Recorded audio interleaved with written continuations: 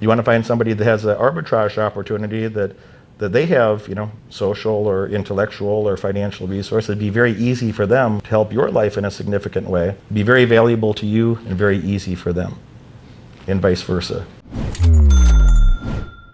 The things that you naturally are good at and have an abundance of, that you have it'd be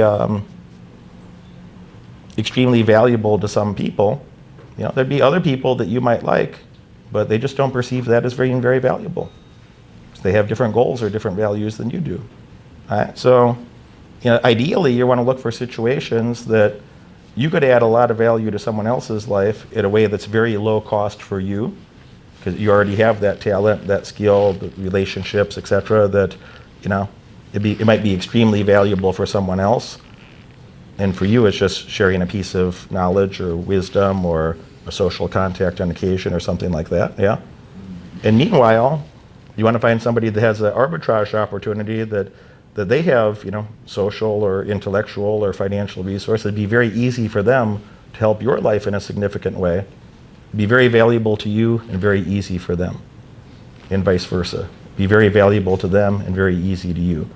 And if you could deliver that large surplus to someone at a low cost to yourself, and if they could deliver a large surplus to you at a low cost to themselves, you're natural, to the extent that you have similar values and similar goals, and you're able to help each other in significant ways like that, that's going to be a beautiful relationship with whoever it is.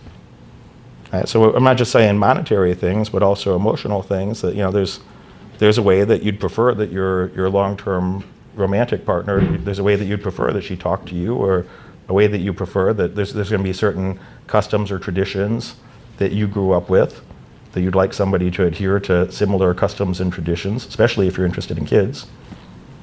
Do you want your kids raised in a way that you find bizarre and distasteful? Well, you'd probably like to have a woman that has, very similar values, or, adheres to similar customs or social norms that you would like to live with your family life, You could go, focus your persistence and your toughness doing something that matters.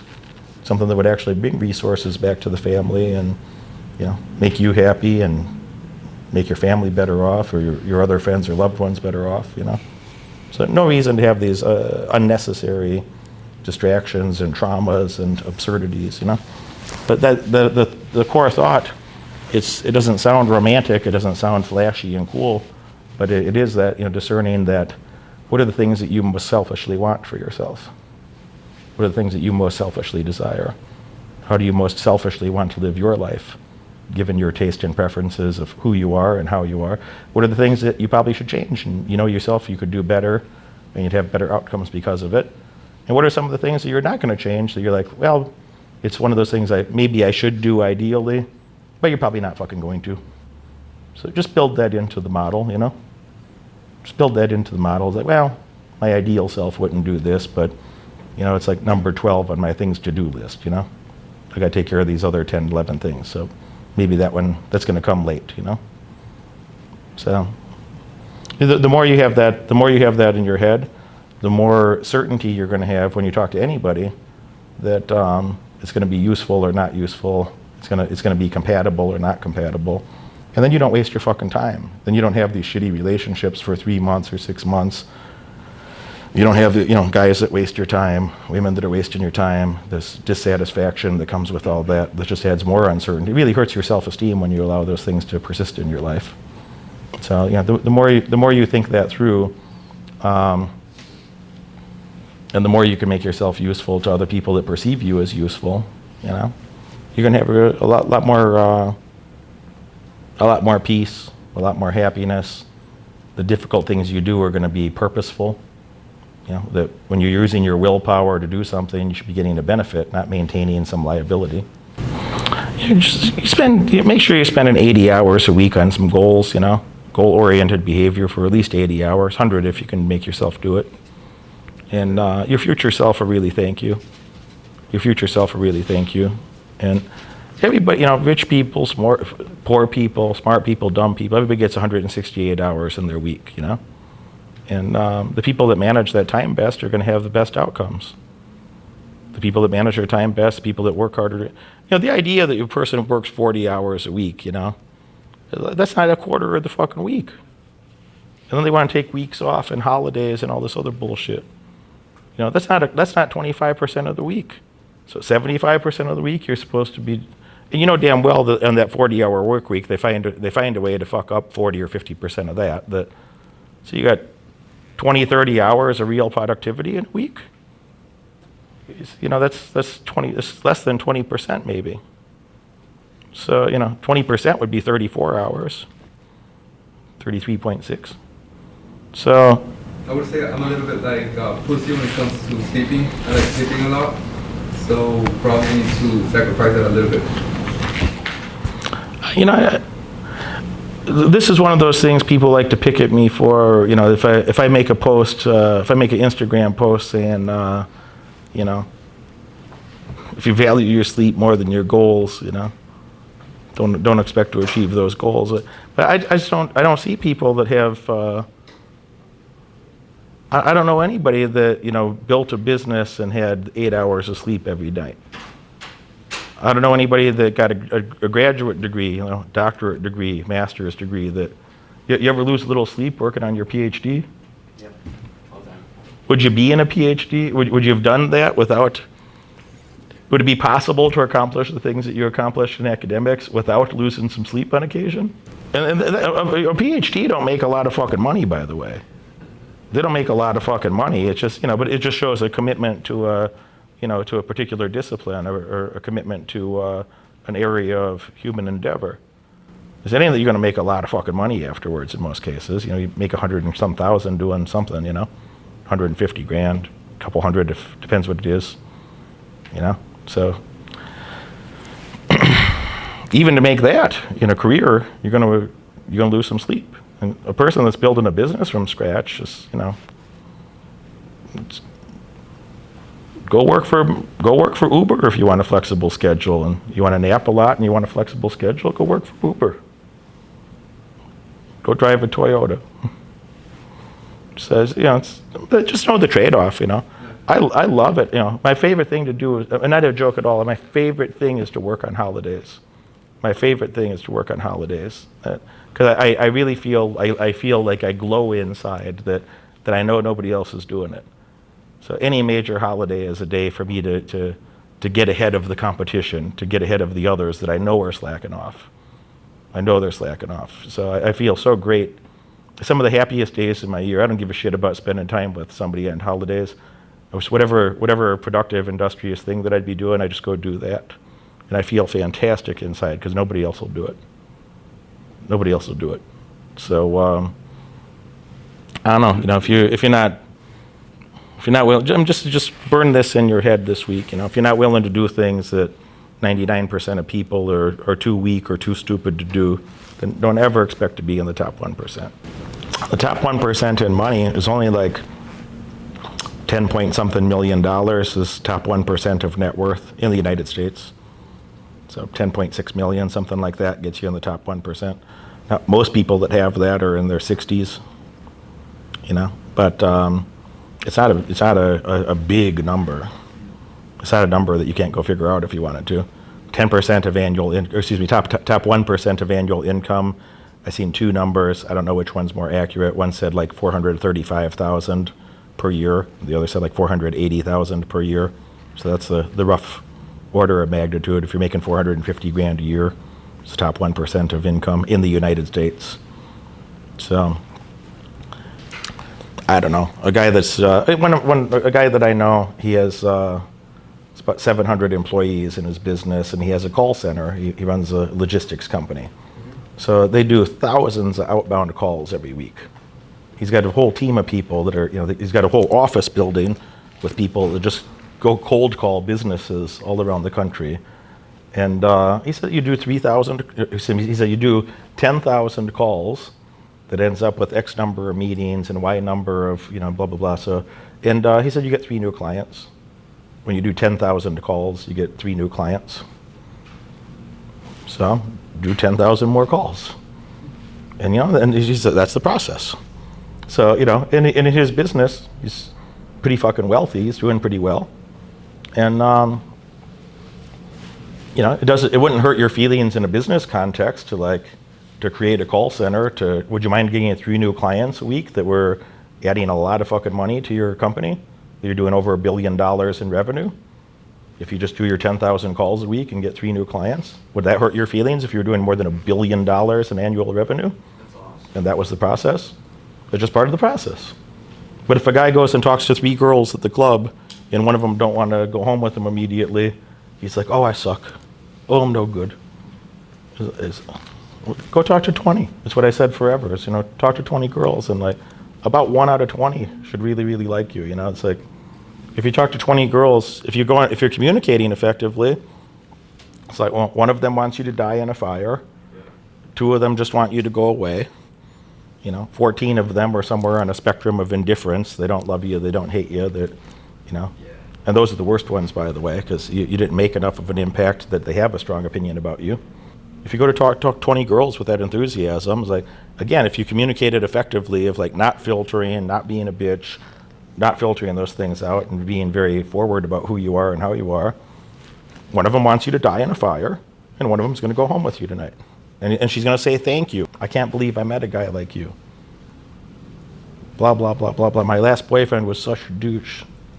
I'm so happy I met you. Do you think we could see each other again? Do you think you'd have time to see me again? I don't know. So if you're not willing to meet the girl who's like, fuck you, then you're also not going to have the girl that like thanks you and begs to see you again. And there's the 14 in the middle. It's like, then some guy will ask like, Derek, how do I turn things around with the 14 in the middle? How do I make it work with the one that wants me to die in a fire? It's like, who cares? Yeah, I have a few friends actually I have several friends that are doctors, and a couple of them are entrepreneurially inclined. And there's tremendous money to make. One of my friends is a dental surgeon, went to a top school, taught at a top school.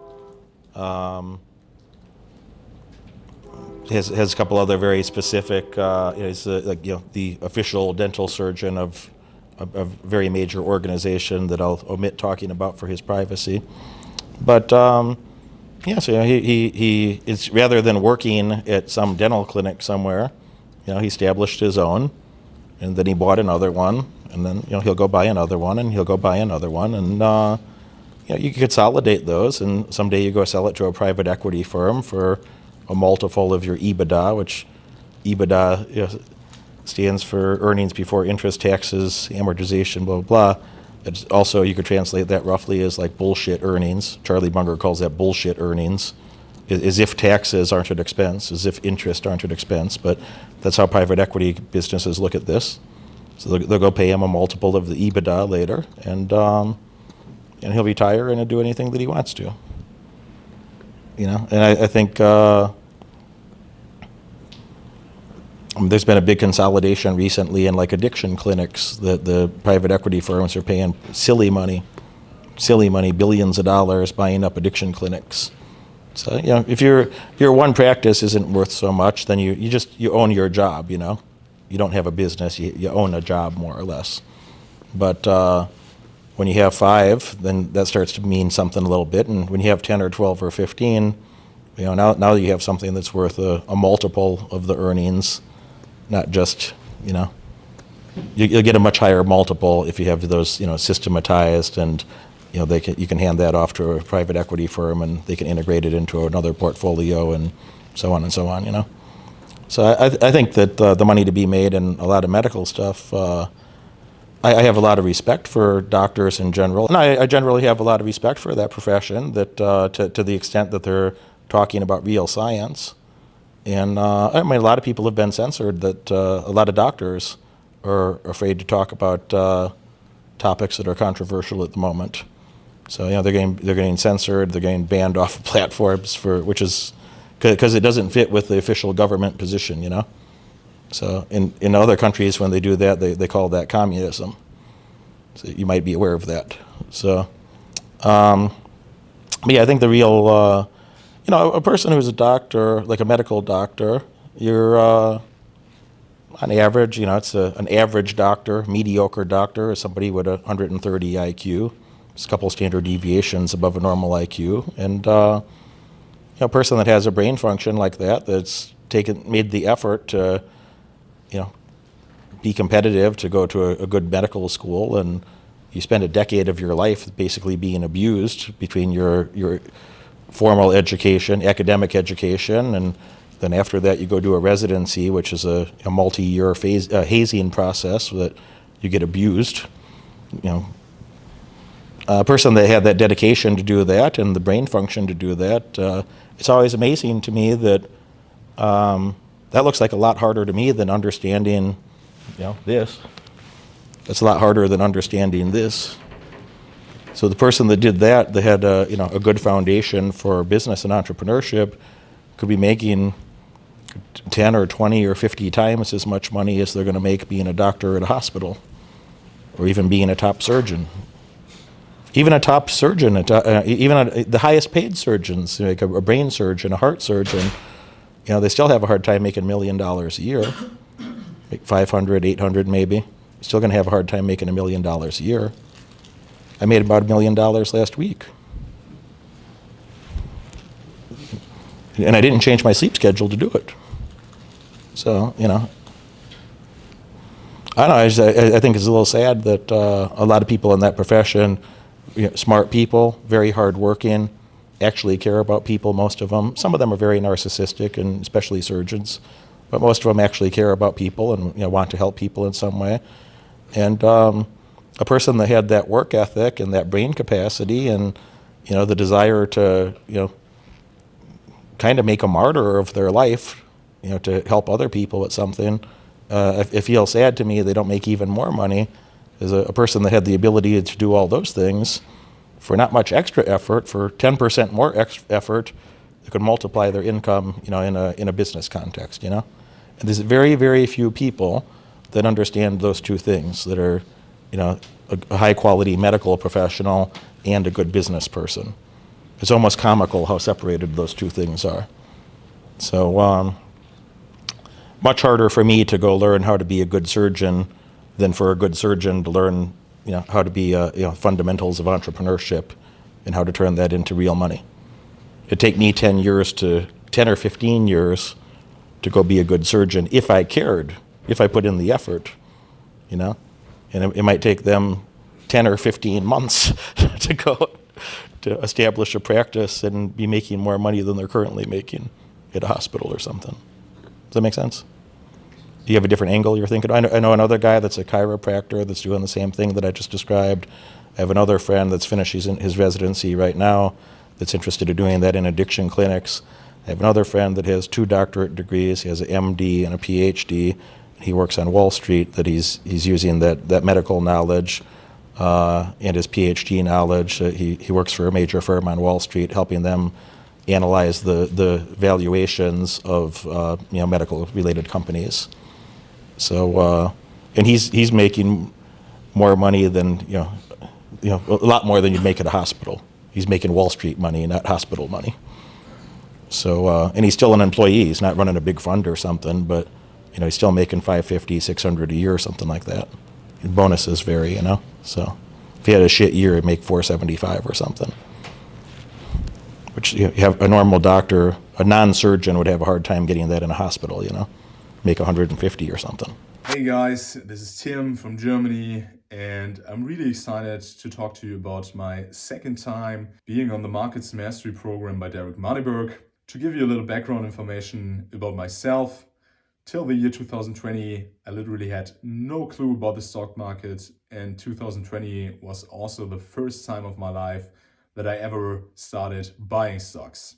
In his program, Derek is so fucking awesome to explain something that is actually so complex as a stock market in such a pragmatic but still in such a detailed way that even I, as a beginner, was able to fully understand what the most important things are when it comes to investing into the stock market. After you attended the course, after you really took it seriously, there is no way that you won't have a clear and a solid foundation how to evaluate and how to pick the right companies that will finally double or even triple your money. Thanks for watching. Success is not for everybody, and it may not be for you. If you are or are on your way to be a millionaire or multi-millionaire, probably going to want to spend time with my clients. Probably going to want to have a personal relationship with me so we can accelerate that process, get you living up to your maximum potential, earning your maximum wage. You're going to want to click that follow button. You're going to want to click that bell and get notifications. Tune in every Friday. Tune in every Monday. You're going to love what you see. I look forward to having you as a client in the future.